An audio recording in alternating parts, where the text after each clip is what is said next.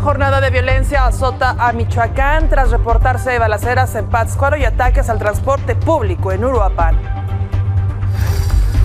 El presidente López Obrador reclama al INE y al Tribunal Electoral por infraccionarlo tras expresarse sobre temas electorales y acusa que ambas instituciones no quieren que hable.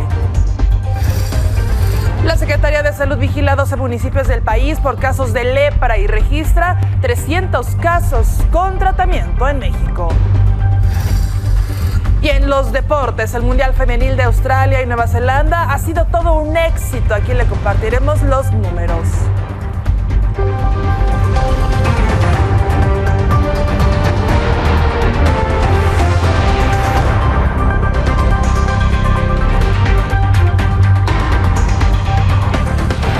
Buenas noches, me da muchísimo gusto saludarla a nombre del titular de este espacio, mi compañero Pedro Gamboa.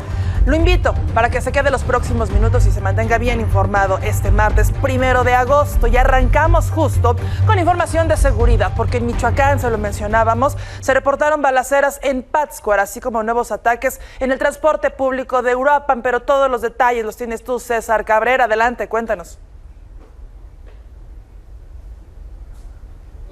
Tal como lo comentas, este día ha sido muy ajetreado en temas de seguridad para Michoacán. Hoy por la mañana en Pátzcuaro se reportó un enfrentamiento armado, el cual dejó como saldo a 2 personas fallecidas. Los enfrentamientos tuvieron lugar en los límites de Pátzcuaro con Erongasícuaro, a la altura de la comunidad de San Pedro Pareo. Desde la mañana y hasta el mediodía se reportaron enfrentamientos armados, lo que motivó el despliegue de fuerzas federales y estatales, que al llegar al lugar no lograron la detención de ninguna persona, solamente confirmaron el fallecimiento de las 2 personas. Esta situación de violencia se dio también en el contexto de un bloqueo a la altura de Capácuaro.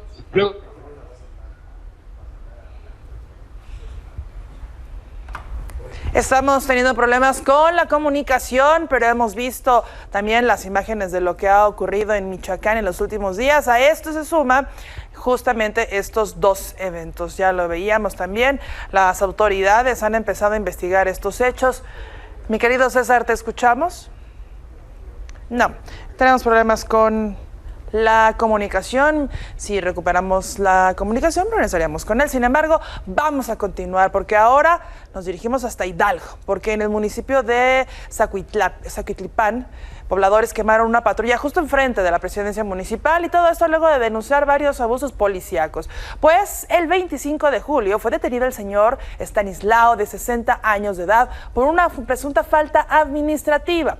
Los vecinos argumentaron que los policías le dieron golpes para subirlo a la patrulla, provocándole que incluso fuera hospitalizado y, ¿sabe qué?, falleciera días después. Por ello, el día de hoy protestaron de esta forma para pedir justicia. Al respecto, la Procuraduría de Hidalgo dice que ya investiga a los policías municipales que estuvieron involucrados. Y hablando de vehículos quemados en el Estado de México, una combi de pasajeros fue quemada por presuntos delincuentes en Coacalco. De acuerdo con las versiones, fue una supuesta extorsión que se negaron a pagar los dirigentes de la ruta en Villa de las Flores. Los presuntos delincuentes bajaron al pasaje y al chofer de la unidad y comenzaron a rociar gasolina a la combi para después prenderle fuego. Cabe destacar que no se reportaron heridos, pero pues tampoco personas detenidas. ¿Qué pasó de ver aquí la rata? Tengan precaución, compañeros, porque eran 4 güeyes en 3 motos.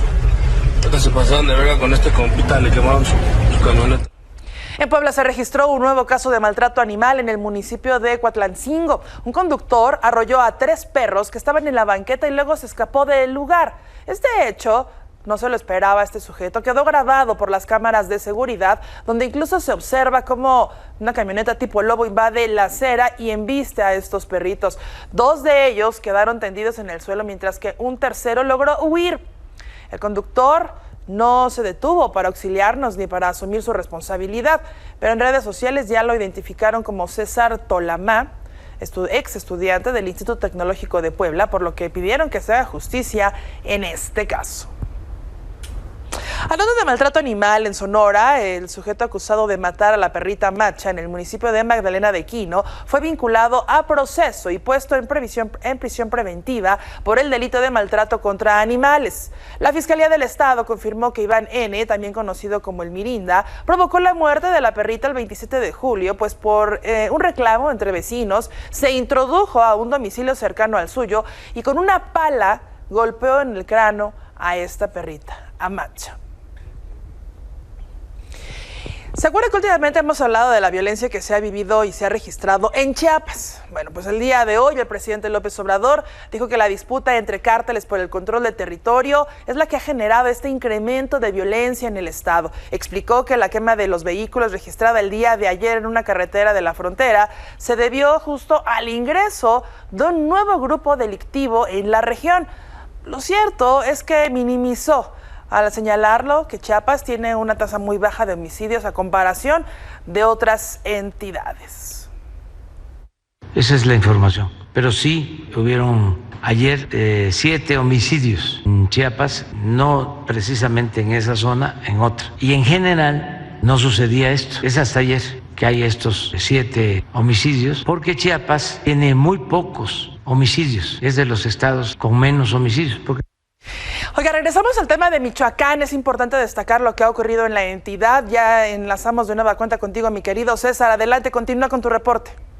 Eliana, muy buenas tardes para ti y el auditorio. Sí, como te comentaba, hoy por la mañana se reportó una balacera en el municipio de Pátzcuaro, en los límites con el Ongarícuaro, la cual dejó como saldo 2 personas fallecidas que hasta el momento permanecen sin identificar en el servicio médico forense. Las balaceras tuvieron lugar desde la mañana y hasta el mediodía a la altura de la comunidad de San Pedro Bareo, donde presuntamente grupos delincuenciales antagónicos se enfrentaron a balazos. Esta acción motivó el despliegue de fuerzas federales y estatales que al llegar al lugar no encontraron a ningún grupo delincuencial, no hubo personas detenidas y solamente confirmaron el fallecimiento de estas 2 personas. Posteriormente, ya por la tarde, en Uruapan, nuevamente el transporte público fue víctima de un ataque por parte de grupos delincuenciales, de civiles armados. En esta ocasión, un camión de pasajeros resultó atacado por una bomba molotov, la cual arrojaron en la parte trasera de la unidad y que por fortuna solamente dejó daños materiales y ninguna persona lesionada. Este ataque se suma a los 4 registrados el pasado viernes y sábado en Uruapan y que en su momento motivó la suspensión momentánea del transporte público luego de una reunión con la Secretaría de Seguridad Pública, quienes se habían comprometido a reforzar la seguridad tanto en la cabecera como en las bases de transporte público para evitar este tipo de situaciones. Sin embargo, nuevamente hoy por la tarde se dio este ataque. Te comento que el ataque tuvo lugar en la colonia Los Laureles, pasada a la 1:30 de la tarde, esto al oriente de la ciudad, y para sofocar la unidad incendiada, arribado personal de bomberos voluntarios de Uruapan y de la Policía Estatal y Municipal. Y de igual manera, como en Pátzcuaro, no se reportan personas detenidas por esta acción, Liliana. Vaya situación que se está viviendo en Michoacán en los últimos días. Estaremos pendientes de ver las investigaciones de las autoridades, más allá de alguna especulación, si se trataba o no de enfrentamientos entre grupos antagónicos. Mi querido César, gracias por lo pronto. Teniente, muy buenas tardes. Muy buenas tardes. Oiga, continuamos con la información porque el presidente justificó que se realizara un nuevo censo de personas desaparecidas. Dijo que se detectó que en su gobierno había más personas no localizadas que en la época de la guerra de Felipe Calderón. Hizo un llamado a los familiares de desaparecidos para que les ayuden con el censo, el cual aseguró tendrá un número menor de personas desaparecidas. Y justo en más de este tema, en Baja California, representantes e integrantes de colectivos denunciaron que la toma de las instalaciones de la Comisión Estatal de Búsqueda por integrantes de otras organizaciones ha retrasado las búsquedas en la entidad, por lo que exhortaron a los manifestantes a protestar mejor en otro lugar, afuera de las oficinas de la gobernadora y no en donde estén afectando a terceros, además de exigir a las autoridades la reapertura de las oficinas que llevan ya un mes cerradas. Y justo para hablar más sobre este tema, agradezco mucho que Gonzalo Moreno nos tome la llamada. Él es integrante del colectivo Madres Unidas y Fuertes. Gonzalo, ¿qué tal? Muy buenas noches, gracias por estos minutos. Hola, muy buenas tardes, acá en Baja de Tardes. Muchas gracias por la oportunidad de compartirles. Gonzalo, quisiera que nos ayudaras a dimensionar un poco. Son 2 grupos que buscan lo mismo, son colectivos que están buscando a sus familiares, pero ¿cuál es la diferencia? Las personas que se encuentran manifestadas, particularmente, ¿qué es lo que estarían pidiendo? Al parecer los compañeros, es un grupo de compañeros de varios colectivos que están solicitando la remoción del comisionado local de búsqueda, entre otras peticiones que tienen que ver con cuestiones de contratos laborales de personas y demás por parte de la comisión. En lo personal, el colectivo Mares Unidas y Puertos, al cual soy miembro, y en conjunto con alrededor de otros 16 colectivos a nivel estatal, manifestamos nuestro total desacuerdo con la manera de manifestarse de los compañeros.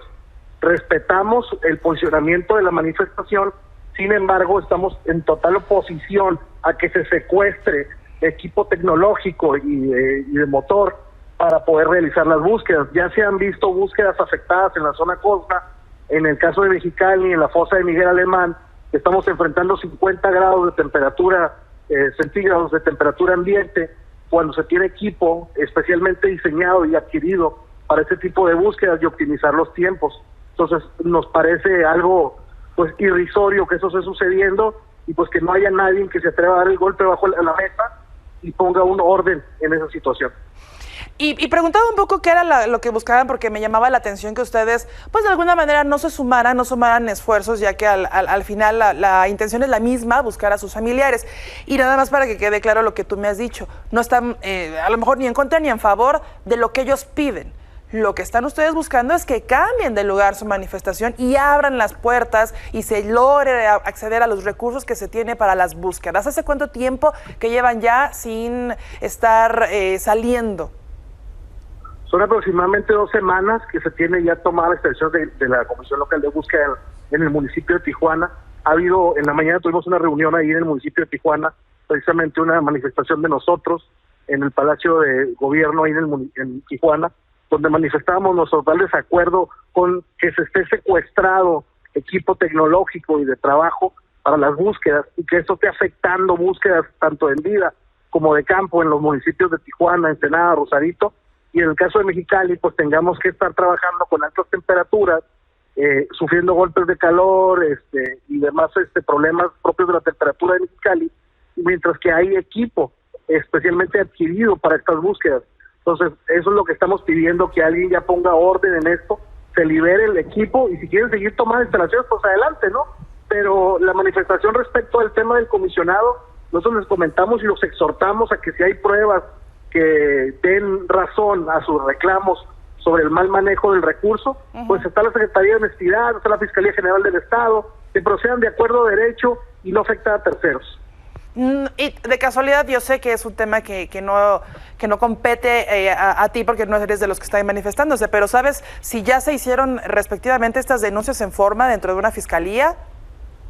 Tengo entendido que no, Tengo entendido que no hay absolutamente ninguna denuncia. Sin embargo, el colectivo Mares Unidas y Puertos tiene algunos procesos abiertos respecto a situaciones donde nosotros hemos señalado corrupción en la instancia estatal y tenemos procesos abiertos. Por eso es que hacemos el exhorto a que los compañeros actúen de la misma manera y liberen las instalaciones.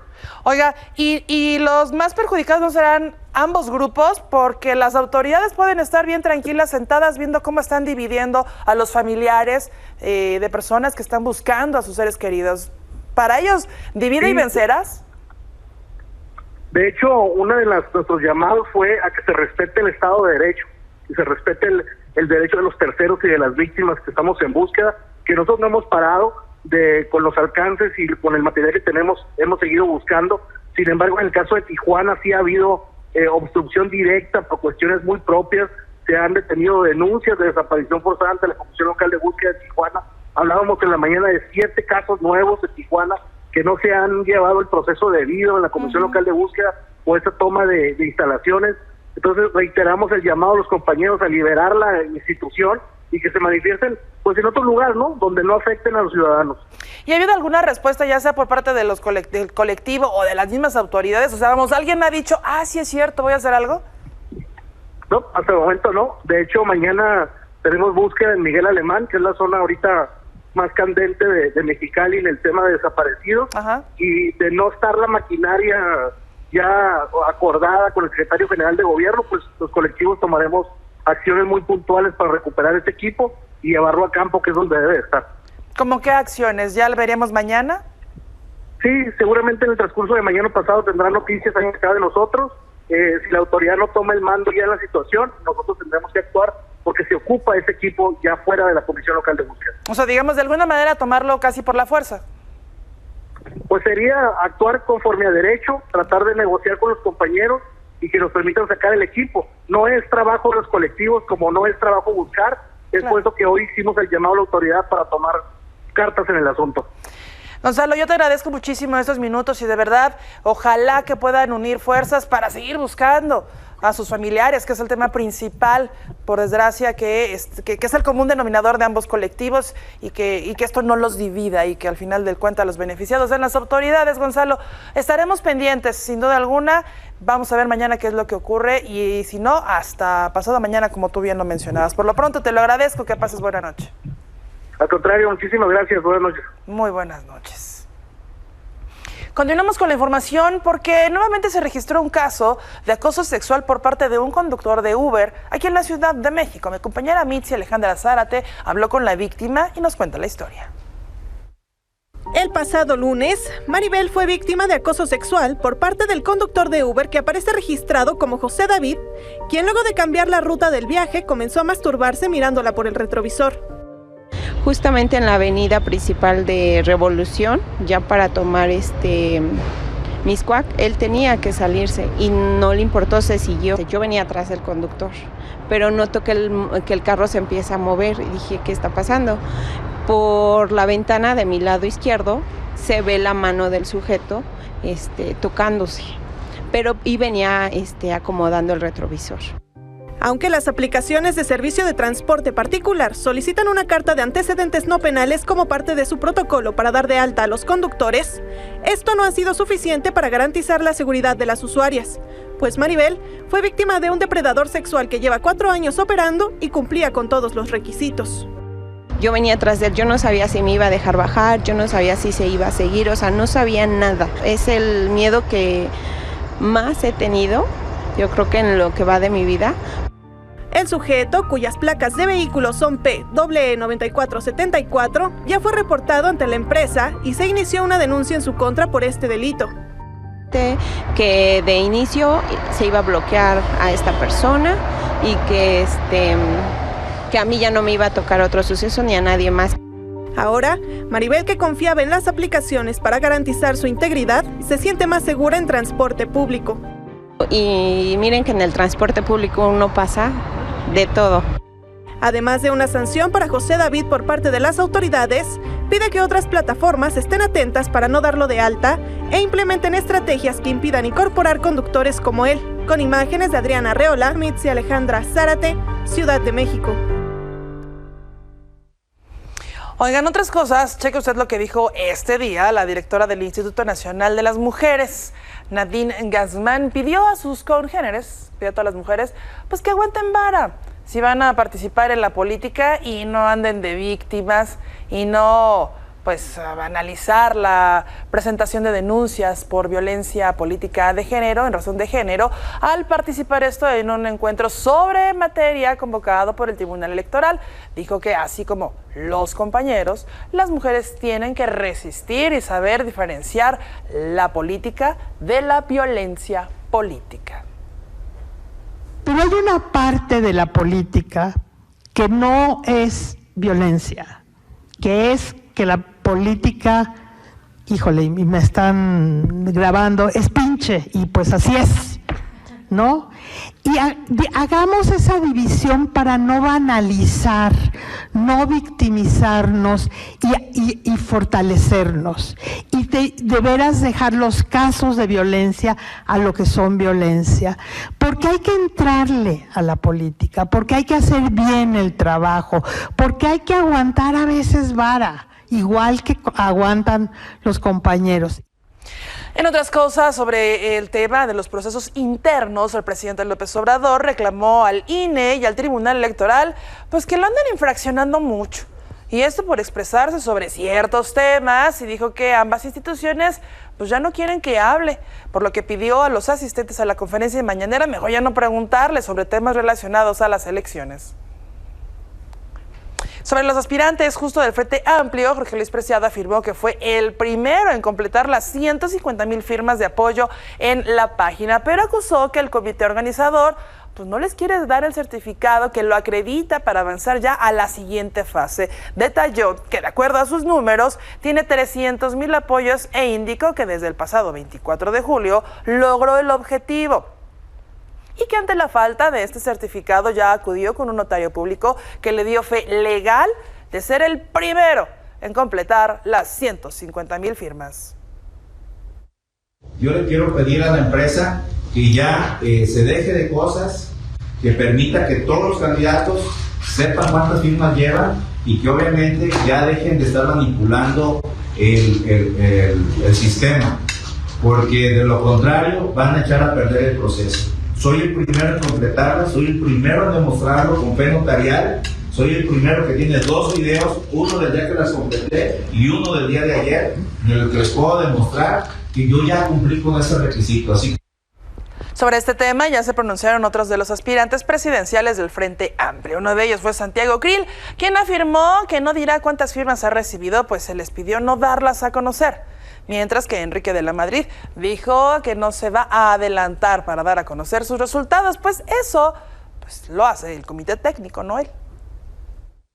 El comité técnico nos ha pedido que no demos cifras por respeto a quienes pues van bajos en su recaudación de firmas. Entonces, pues yo me ciño a eso. Sé que otros y otras ya han dado cifras, pero pues en mi caso quiero ceñirme a las reglas. No van a decir, no debieran de decir, es que fulano o fulana tal se sacó tantas más firmas.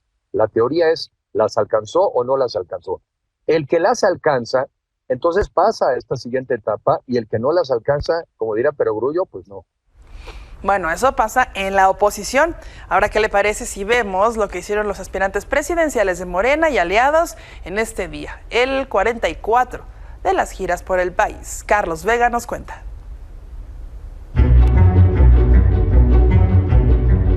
Los recorridos de las corcholatas por diferentes estados continúan.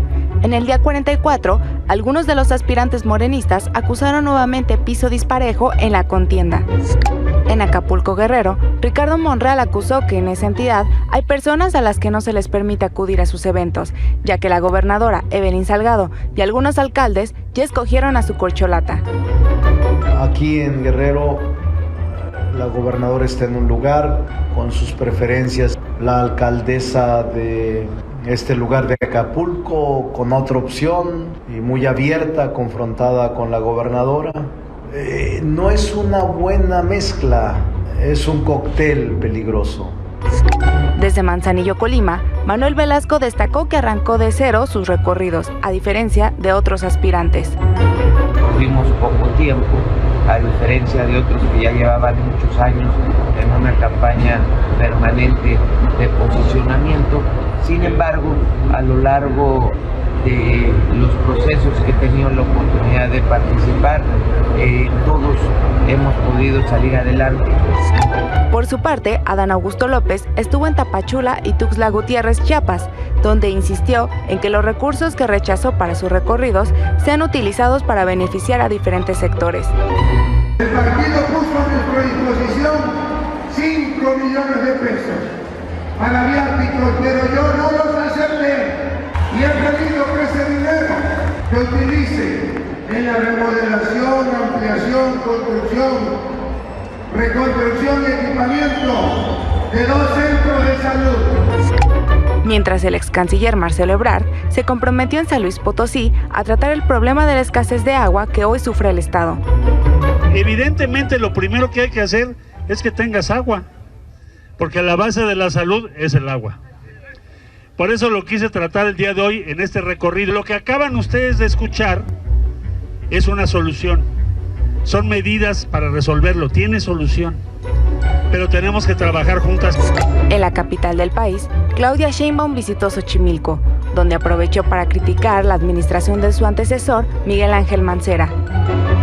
Dice ahora el INE que no podemos decir un montón de cosas, pero ustedes saben de lo que se trata. Se trata de conservar los principios. de la Cuarta Transformación. ¿Sí se acuerdan cómo gobernaba Mancera? Pura frivolidad, pura corruptela. En tanto, el petista Gerardo Fernández Noroña estuvo en Coahuila, donde se pronunció sobre los libros de texto gratuitos de la SEP. Que quieren los miserables que no se repartan los libros de texto gratuitos porque una jueza dijo que no. Ahora resulta que una jueza va a mandar por sobre todo el país, por sobre todo el pueblo. Con información de Michelle Mejía, Carlos Vega y corresponsales, Milenio Noticias.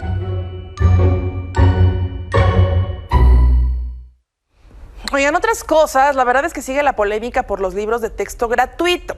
Recordemos que en mayo una jueza ordenó suspender la elaboración de los materiales hasta que la SEP comprobara que se hicieron con apego a la ley. Pues la Unión Nacional de Padres de Familia y Académicos reclamaron que se cumpla con el proceso que incluye la publicación de los planes de estudio y consulta a los sectores involucrados.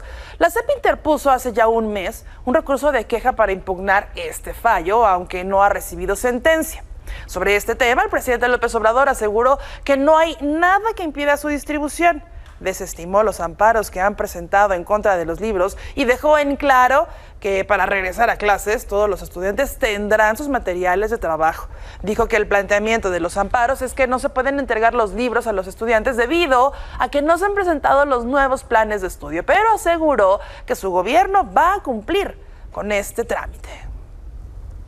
No hay ningún impedimento, los libros van a llegar para el reinicio a clases el día 28, no hay ningún juicio de amparo que impida el que se distribuyan los libros, no hay nada que impida eso. Se está planteando que no se distribuyan a las escuelas o a los niños hasta que no se presenten los planes de estudio, pues todavía falta tiempo para la presentación de los planes de estudio. ¿Se presentarían antes los planes de estudio y sí, para cumplir, digamos, ese requisito? Sí. Bueno, aunque no dio fecha, pues estaremos esperando ese plan de estudio, que es lo que pide la autoridad. Y al respecto, la Secretaría de Educación Pública afirmó que ha cumplido, dice, escrupulosamente con el desahogo de los requerimientos judiciales frente a los juicios de amparo sobre los nuevos libros de texto gratuitos. La secretaria Leticia Ramírez aseguró que hasta el momento no han recibido notificación oficial de algún requerimiento y aseguró que todo se encuentra en tiempo y forma y condiciones de publicar los programas de estudios definitivos que han constituido la base para la elaboración de los nuevos materiales. Sobre este tema, senadores de oposición consideraron que algunos de los libros de texto gratuitos cuentan con errores y omisiones, por lo que solicitaron la comparecencia de la titular de Educación, Leticia Ramírez, para que dé una explicación al respecto. Lo mismo pidió el grupo parlamentario del PRI en la Cámara de Diputados y además reclamaron que su contenido perjudique las habilidades de comprensión y pensamiento para las nuevas generaciones. En otros temas, luego de que el día de ayer la UNAM, se acuerda que aquí se lo mencionamos, alertó sobre el incremento de los casos positivos de COVID-19 en el país y que sugería el uso del cubrebocas en espacios cerrados. Bueno, pues esta mañana el subsecretario de Salud, Hugo López-Gatell, reconoció que sí, ha habido un alza. Sin embargo, mencionó que las autoridades sanitarias nacionales no recomiendan retomar el uso masivo del cubrebocas. También aclaró que hasta el momento no hay ningún tipo de alerta por la enfermedad. Por ello, pidió que no se exagerara ni se sobredimensionara el aviso publicado por la universidad. El comunicado que producen ayer, lo dice el propio comunicado, tiene como principal enfoque el considerar la protección de la comunidad universitaria en antelación al muy próximo inicio del ciclo escolar. Es importante no sobredimensionar, no exagerar la preocupación sobre algo que muy claramente y objetivamente presenta la universidad. Estamos en este momento en la semana 30 del año 2023. Durante las semanas 25, 26 y 27 tuvimos un aumento en el número de casos estimados y estos casos estimados son fundamentalmente los casos que no han requerido hospitalización. Oiga, por cierto, el presidente López Obrador anunció que el gobierno federal permitirá la comercialización de vacunas contra COVID-19 en México. Explicó que al mismo tiempo que se abra el mercado, el gobierno pondrá a disposición de la población la estrategia de vacunación gratuita, la cual iniciará en octubre de cara a la temporada de frío en el país. Lo cierto es que no hay vacuna privada en ninguna parte del mundo. Los laboratorios todavía no abren a la venta de particulares ninguna vacuna. Y esto a nivel mundial, no es un tema nacional, es un tema mundial. Ningún país usted va a encontrar en el mundo que la esté vendiendo, ningún particular. Toda la distribución debido a la emergencia se hace y se hizo de manera directa a los gobiernos. Por cierto, al preguntarle si la vacuna contra dicha enfermedad será la vacuna Dalá, el mandatario pues insistió que tanto esa como otras marcas podrían ser aplicadas. Ahora escucha esta información. El Sistema Nacional de Vigilancia Epidemiológica de la Secretaría de Salud ha informado que vigila a 12 municipios del país por casos de lepra, de los cuales destacan Tuxtlacuesco, San Sebastián del Oeste y San Cristóbal de la Barranca en Jalisco, así como Nocupétaro y Nuevo Urecho en Michoacán. Además, también se detalló que en 28 estados se llevan contabilizados 300 casos con tratamiento. Aquí se están incluyendo estados como Morelos, Hidalgo, Nuevo León, Sinaloa, Oaxaca y Yucatán.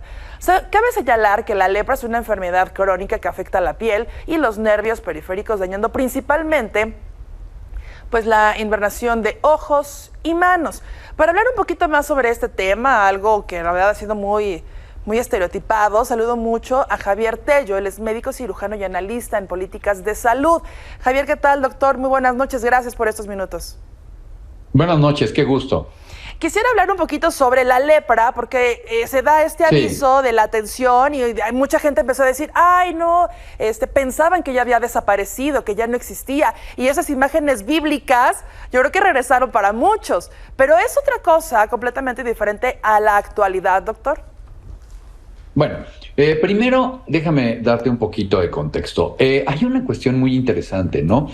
Cuando la gente piensa en la lepra, no le queda otra más que pensar precisamente en estas figuras bíblicas, y eso es por una cuestión de traducciones que se vinieron haciendo. Cualquier cosa que hubieran tenido como infecciones en la piel horribles, se quedaba traducida como lepra. La lepra es una infección muy curiosa porque está producida por un organismo que se llama Mycobacterium leprae. Haz de cuenta cómo es una micobacteria, una bacteria por así decirlo, que es pariente de la que produce la tuberculosis, pero que en este caso produce una infección muy lenta y que queda afectando a los pacientes, que se requiere, por cierto, un gran contacto. Tiene que ser en pacientes que viven en familia, con familiares que tienen lepra y que además tienen un gran contacto físico y un gran hacinamiento. No es fácil contagiarse de lepra. La lepra, por cierto, es una enfermedad que lo que causa, sí, es un estereotipo y un estigma. Primero, por el nombre, y dos, por las afectaciones dermatológicas que tiene. Llega a producir problemas de sensibilidad, lo cual hace que la gente pueda tener algunas heridas sin notarlo, llegue a perder pedazos de la piel. Es decir, causa grandes problemas. Ahora bien, ¿qué hemos hecho en México?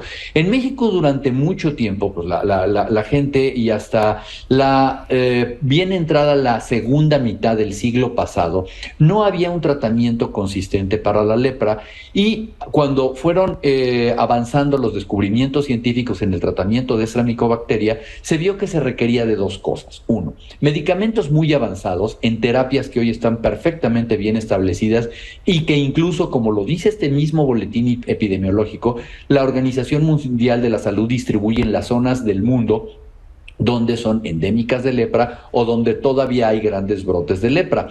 Y México se abocó a este problema muy interesante a principios de los años 80. Se hizo de una manera muy importante y muy grande, de tal suerte que logramos, como viene ahí mismo en el boletín epidemiológico, reducir la cantidad de lepra en México de cerca de 17,000 casos a no más de 300, que son los que hoy tenemos hoy.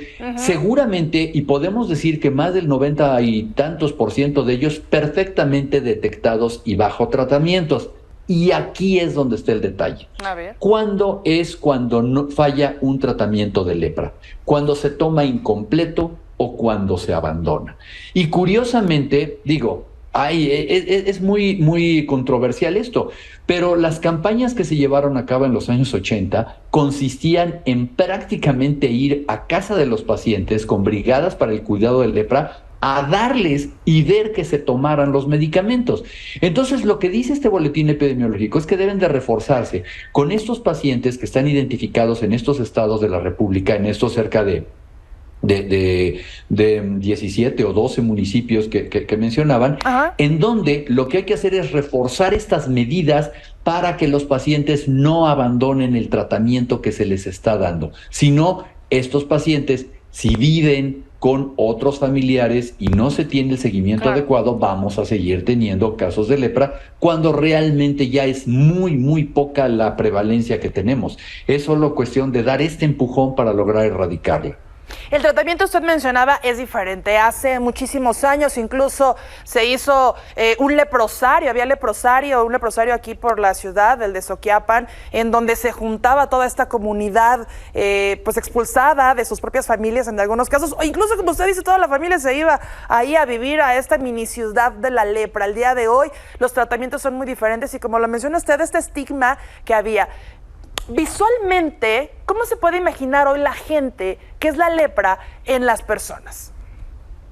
Mira, hay dos tipos de lepra. Una que se llama lepra lepromatosa y otra que se llama lepra tuberculoide, y se comportan de manera distinta, pero el mayor estigma que se ve es que la gente los pacientes comienzan con una serie de lesiones, con bulas en la piel, un poco, algunas fotos que han pasado por ahí se las pueden mostrar, pero la gente hay estigmas en la cara muy interesantes, empiezan a perder las cejas, empiezan a inflamarse parte del tejido dérmico en la cara, se presenta lo que se le conoce como una cara de león, aproximadamente. Creo que le llaman leonina, sí, ¿no? Hay también lesiones expresión leonina de la cara, como si uno estuviera viendo a un león macho, ¿no? Entonces uno puede identificar en estas famosas colonias de leprosos que había a mediados o durante el siglo pasado, se podían ver que todos estaban por igual. Lo mismo las lesiones, que son lesiones muy parecidas a estas lesiones que produce la necrosis o que produce la gangrena, en donde se van perdiendo partes de la piel, y en algunos casos, cuando las lesiones son muy avanzadas a nivel nervioso y se pierde la sensibilidad y se pierde parte importante del tejido, se llegan a perder partes de los dedos o partes de la piel, y esto deja unas marcas que son muy visibles. Esto es lo que ha producido este estigma. Afortunadamente, estos años ya quedaron atrás. Hoy el tratamiento de la lepra es un tratamiento, no es fácil porque requiere de una consistencia de largo plazo y de no abandonarse, pero se conoce perfectamente cuál puede ser el tratamiento, y sería muy raros, salvo pacientes que tuvieran algunas comorbilidades o que tuvieran problemas de inmunidad, el que no tuviera éxito un tratamiento bien dado, bien seguido y bien vigilado.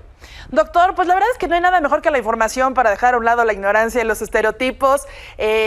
A través de redes sociales yo empecé a ver que la gente se preocupaba muchísimo, que si la lepra, que había regresado, pero vamos, ahora nos ha quedado mucho más claro de qué es lo que estamos hablando y se han dejado de lado aquellas cosas tan imaginarias. Doctor Javier Tello, yo le agradezco muchísimo estos minutos.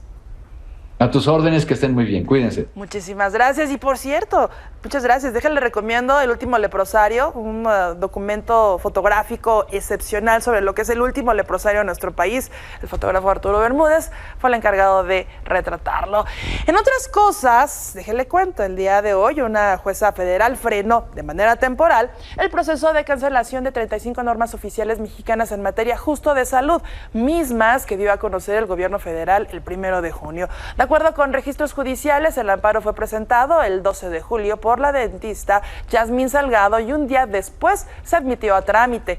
Además, también se fijó para este viernes la celebración de la audiencia incidental, donde se va a determinar si se concede la suspensión definitiva o no.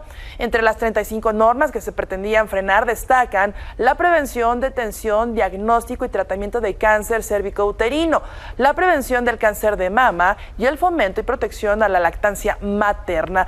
Otras de ellas contemplan la prevención, tratamiento y control de la prediabetes y diabetes mellitus tipo 1 y 2, así como la atención a salud de las infancias y juventudes. queda en pausa. Vamos a ver qué pasa a finales de la semana. Con esta información hacemos una pausa, no se vaya, regresamos con más.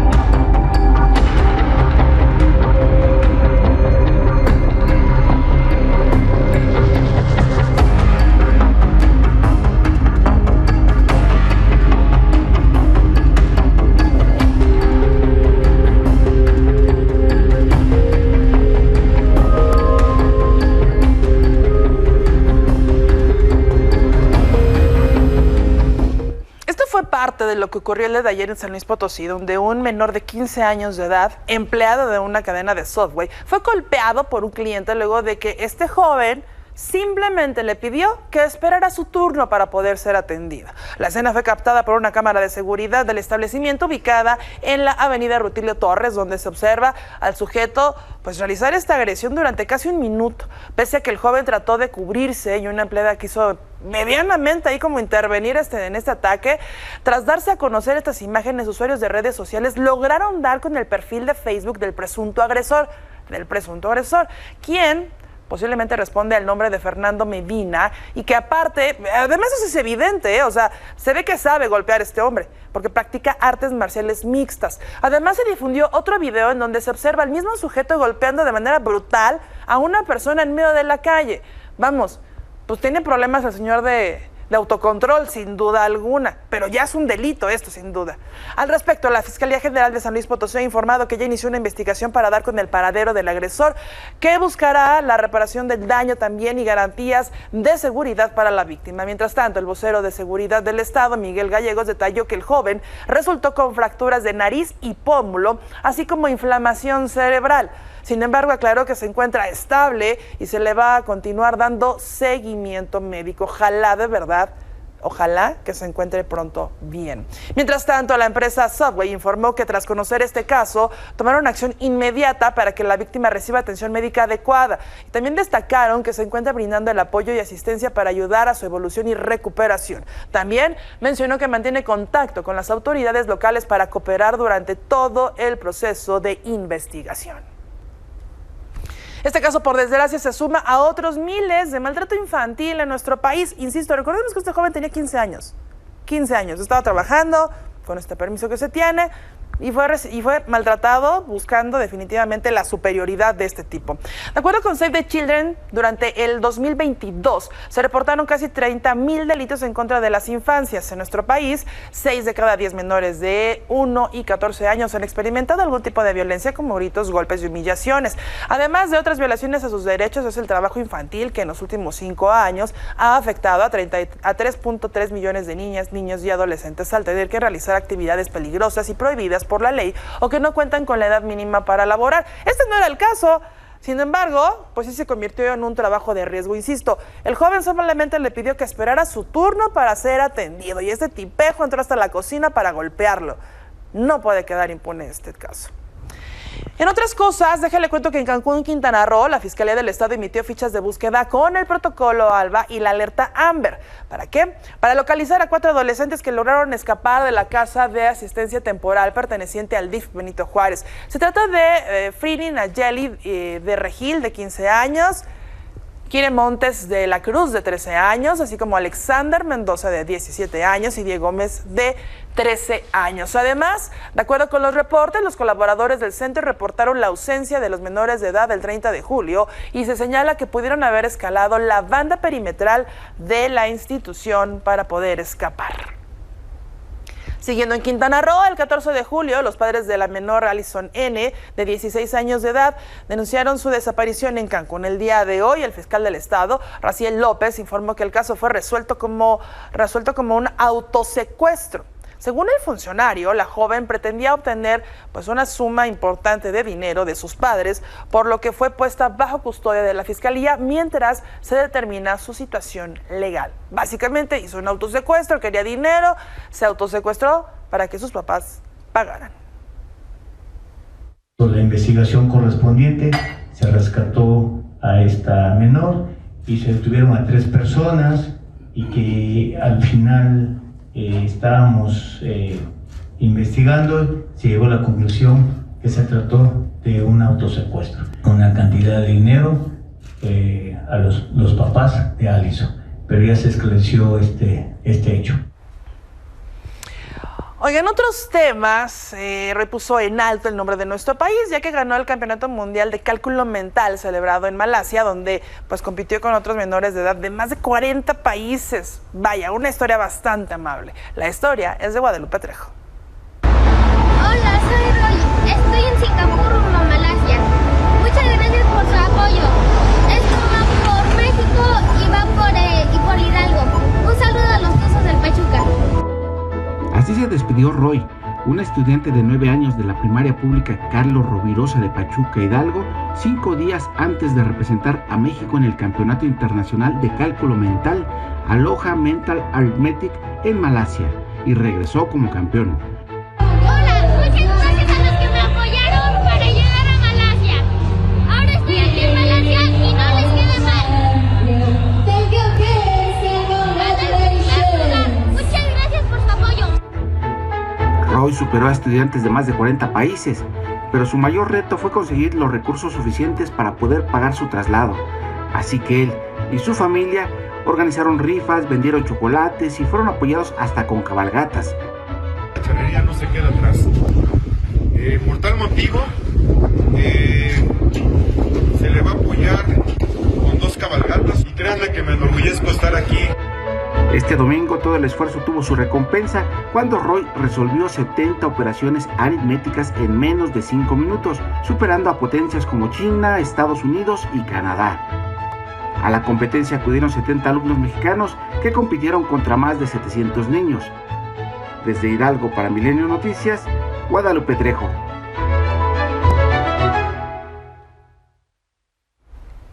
Le dije que era una muy buena noticia. Oiga, con esto hacemos una pausa, no se vaya, regresamos con más.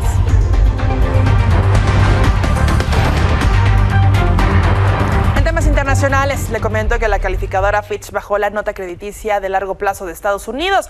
Pasó desde AAA a AA positiva. Esto como reflejo del deterioro fiscal previsto para los próximos 3 años, así como de la elevada y creciente carga de la deuda de las administraciones públicas. Además, señaló que se ha producido un deterioro constante de los estándares de gobernanza en los últimos 20 años, incluidos los asuntos fiscales y de deuda, a pesar del acuerdo bipartidista de junio para suspender el límite de deuda hasta enero del 2025.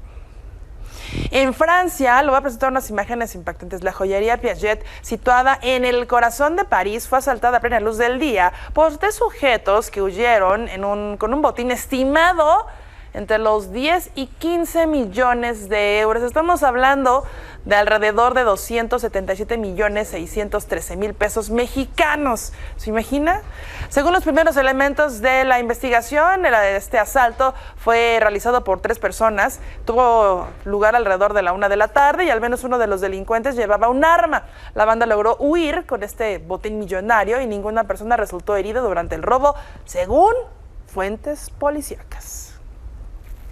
Oigan, más información internacional. El presidente de El Salvador, Nayib Bukele, anunció la implementación de un cerco militar y policial en el departamento central de Cabañas como parte de una nueva ofensiva en su guerra contra las pandillas iniciada en marzo del año pasado. Su labor será evitar la salida de pandilleros de Central de Cabañas, además de cortar todas las líneas de suministro de los grupos terroristas. Por cierto, Bukele también destacó que julio del 2023 cerró como el mes más seguro en toda la historia de El Salvador. A través de redes sociales expuso que durante el mes pasado no hubo ningún homicidio en su país, por lo que calificó a El Salvador como el país más seguro de América.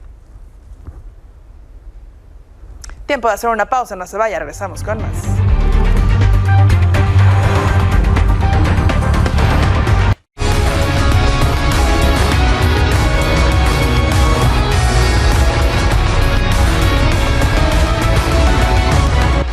Es momento de irnos con mi queridísima Minelia Taide y resulta que es todo un éxito mundial, el Mundial Femenil de Fútbol. Exactamente, Lili, muy buena noche. Efectivamente, ya estamos cerca de terminar la primera fase, la fase de grupos justamente de este Mundial Femenil celebrado en Australia y Nueva Zelanda. Y bien lo dices, Lili, ha sido todo un éxito realmente este Mundial, pues bueno, empezaba con mejoras importantes, por ejemplo, ya son 32 selecciones a diferencia del Mundial anterior donde fueron 24. 32 como han sido últimamente los mundiales varoniles, ¿no? Entonces ahí ya, digámoslo así, se dieron unos pasitos en cuestión deportiva. También la bolsa en temas económicos ha sido más grande, que por cierto FIFA por ahí dice que no sabe cómo se va a repartir, si las federaciones lo van a hacer. Bueno, ya empezamos con algunas cositas de si sí, si no, que ojalá y sí, al final de cuentas sí se reparta lo que se le había prometido a las futbolistas. Pero bueno, en términos de números, Lili, vamos a verlos justamente porque han sido números importantes que hoy da a conocer justamente la FIFA, por ejemplo, en la venta de boletos, que ha sido de 1.6 millones de boletos vendidos para 38 partidos únicamente. El aumento ha sido del 54% de espectadores respecto al 2019. Imagínate, 54%, realmente es una cifra importante. Hay un total de asistencia de 982.975 espectadores, un récord de asistencia a un partido femenil en Australia de 75.784 espectadores, así como el récord de asistencia a un partido femenil o varonil en Nueva Zelanda con 42.958 espectadores. El récord de un partido femenil, recordemos, bueno, en general lo tiene el Barcelona con 91.648 personas, pero nos da, digámoslo así, un parámetro de lo que realmente estamos viendo del crecimiento del fútbol femenil. Ya lo habíamos visto en la edición anterior, donde realmente hubo muy buenas entradas, la afición se conectaba, había espectadores, o sea, realmente el fútbol femenil está creciendo enormemente en el mundo y bueno, hoy en día el Mundial nos lo está dando a conocer. Y también, Lili, bueno, platicar rápidamente este tema importante de las mujeres o de las futbolistas que son madres en las selecciones femeniles, realmente también han dado un paso importante. ¿Por qué? Porque hoy en día pueden tener ya a sus hijos en concentraciones, en entrenamientos, o sea, son detalles que realmente parecieran a lo mejor insignificantes, pero son sumamente importantes lo que estamos viendo justo en las selecciones femeniles, que es por lo que están luchando justamente todas las mujeres en el ámbito del deporte, en especial en el ámbito del fútbol. Alex Morgan, Julie Ertz y Christian Dunn de Estados Unidos son de las más importantes, obviamente, madres que pues pueden convivir abiertamente en este mundial con sus hijos. Pues es que es un derecho, no tanto de las mamás, sino de los niños. Al final del día son bebés, no estamos hablando de niñas ya más grandes, son bebés. Exacto, de 2 años. Lactancia, es todo un tema. Y qué bueno. De 2 años para abajo. Pues qué bueno, grandes avances por todos lados en el fútbol femenil y me da muchísimo gusto. Ojalá que esto sea el inicio de todavía más. Mi querida Nelly, como siempre un placer, nos vemos mañana, ¿te parece? Muy buena noche, perfecto. Tenemos una cita mañana muy temprano en el canal Hermano en Telediario, pero también aquí a las 7 de la noche. Gracias, que pasen buena noche.